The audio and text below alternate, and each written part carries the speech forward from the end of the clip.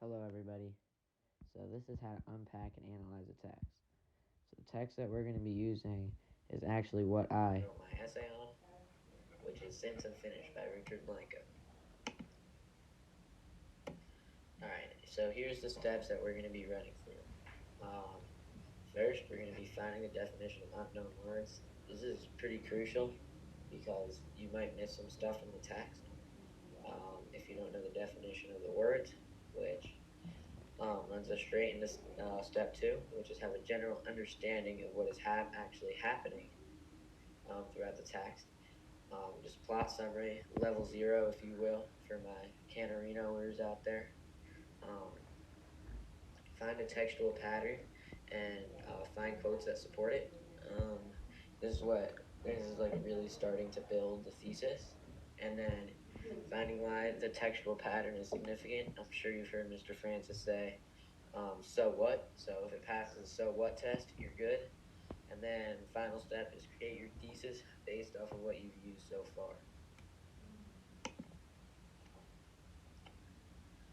Alright, so the poem, first half, it's called Since Unfinished by Richard Blanco. I've been writing this since the summer my grandfather taught me how to hold a blade of grass between my thumbs and make it whistle. Since I first learned to make green from blue and yellow, turn paper into snowflakes, believe a seashell echoed in the sea, and the sea had no end. I've been writing this since a sparrow flew into my class and crashed into the window, laid to rest on a bed of tissue in a shoebox by the swings. Since the morning I first stood up on the bathroom sink to watch my father shave. Since our eyes met in that foggy mirror. Since the splinter my mom pulled from my thumb kissed my blood. I've been writing this since the woman I slept with the night of my father's wake. Since my grandmother first called me a F slur, and I said nothing. Since I forgave her, my body pressed hard against Michael on the dance floor at Twist. Since the years I spent with a martini and the man I knew I couldn't love.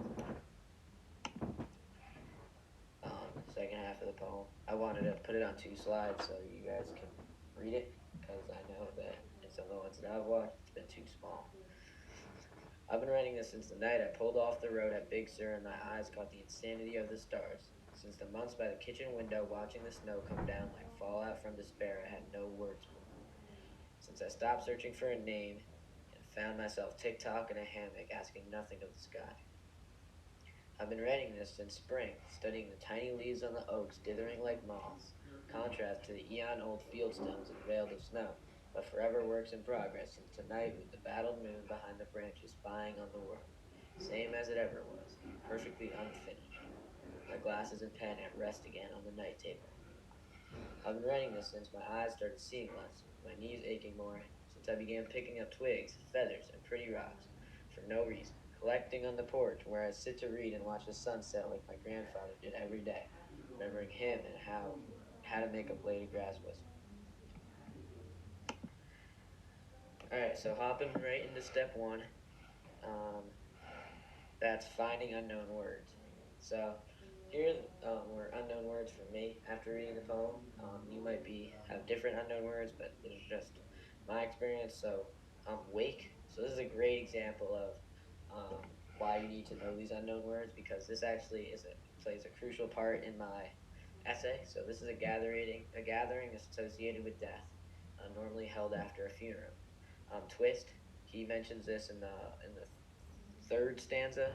That's a gay bar in South Beach, Miami. This helps you understand like why he mentioned Twist, because he was talking about how his grandma called him Hessler. And then dither, he says dithering like moths. That means to be indecisive, which is interesting because I didn't know that moths were indecisive, but according to Richard Blanco they are. All right, step two. What's going on? So figuring out what is literally happening. Level 0. Um, so at first look, you can see the usage of anaphora, anaphora. He, in every single stanza, he starts it out by saying, "I've been writing this since," um, and also you could feel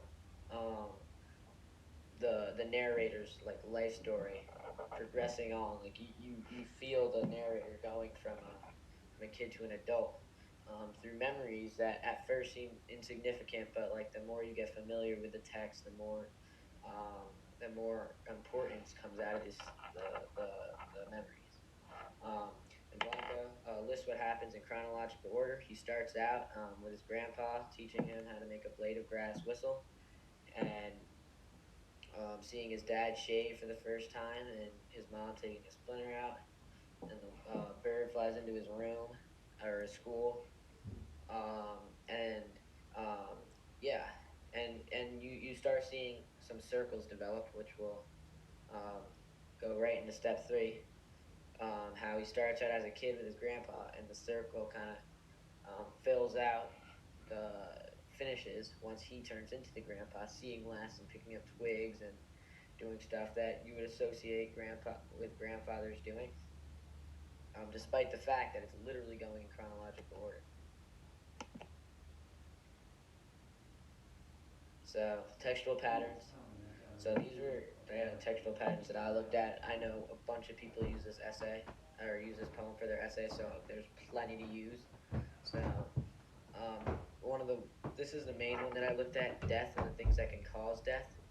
And then I later looked at life, because the four examples that I put here in the first three stanzas, and then after the third stanza, you see a turning point, um, kind of associated with nature. But in the first three stanzas, he um, death and things that could cause death.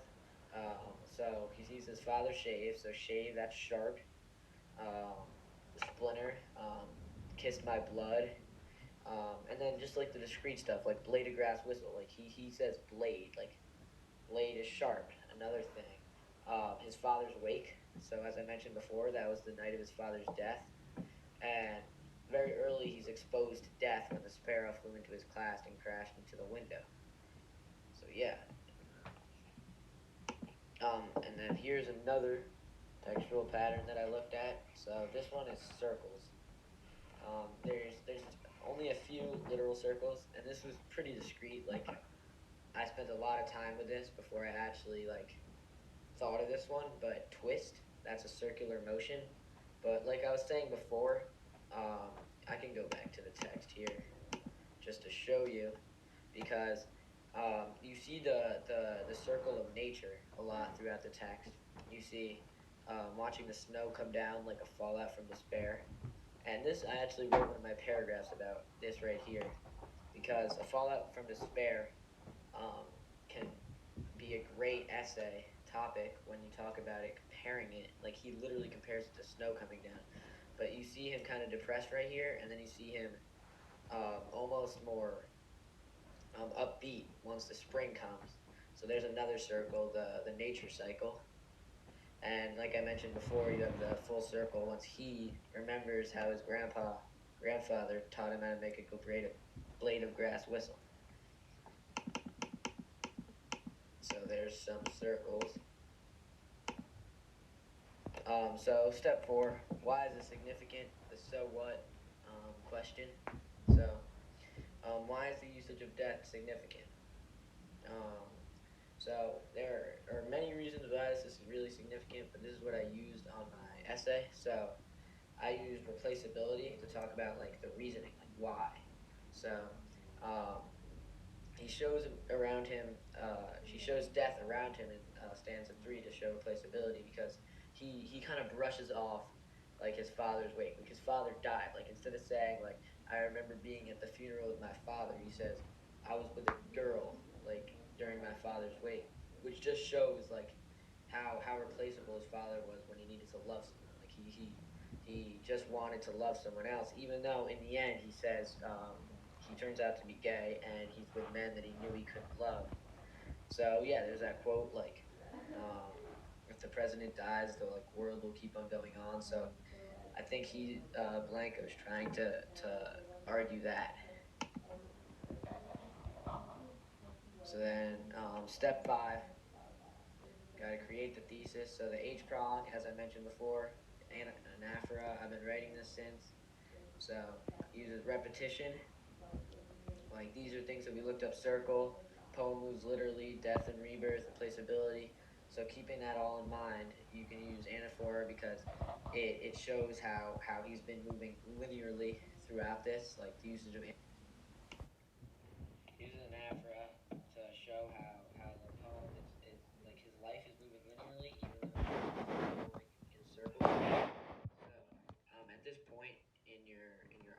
you're just trying to loop everything together. So um, the poem moves literally death and rebirth. We can go back to slide 1 or 2. You see a lot of death right here, as I mentioned before. Sparrow Flew died. He gets exposed to death really literally. His dad dies. His grandma pretty much dies. Like to him, like she, that's just horrible what she said. And he says he forgives her, but it feels like everyone that he loves dies. As he says, like, I knew I couldn't love. And you see him fall into a little bit of a state of depression after this death. Um, and yeah, and here you see the real depression. He literally says, like, explicitly, like a fallout from despair I had no word for. Like the literal translation from that was a helplessness, like being depressed and helpless. Like he had no one to love him, and he was depressed, and he's inside watching the snow comes down. So this brings us into our circles because it's winter time, the snow's coming down, and he's inside, and then you see rebirth right here, the leaves, like the tiny leaves on the oaks, like they start budding, everything starts regrowing in the spring, and you see him start regrowing. It literally says unveil the snow, so snow could be compared to depression in his case, and death, because once he's unveiled of snow, he starts like finding things that he loves again, and and working out of his depression and starting to see light. Everything's perfectly unfinished, he says, which just kind of shows like how much he starts regrowing with the nature, which is a circle in itself. So you got the nature cycle, you have rebirth there, and you have his own life cycle. Goes from like being really alive and chipper to depressed, and then back alive, and then you see the full circle with the blade of grass whistle, because that's him now in his grandfather's shoes. And you feel like you lived his whole life, which is why this poem is so great, because like he was just a kid, and then you read it for 2 minutes, and now all of a sudden he's the grandpa. So using all of that, um, you can then use the thesis that I've made. So Richard Blanco uses anaphora to explore death and rebirth, to illustrate replaceability and how the narrator's life, as well as the life around the narrator, continues in a circular motion despite the narrator's life moving linearly throughout the poem. So yeah, thank you for listening.